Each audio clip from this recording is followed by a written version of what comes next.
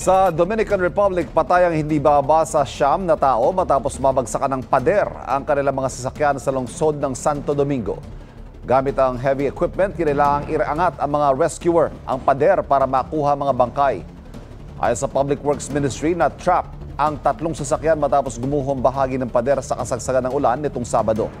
Pansamantalang isinara sa mga motorista ang kalsada bilang pag-iingat. Idineklara naman ang state of alert sa 30 probinsya ng Dominican Republic dahil sa nararanasang masamang panahon doon. Mga kapuso, para laging una sa mga balita, bisitahin at mag-subscribe sa GMA Integrated News sa YouTube.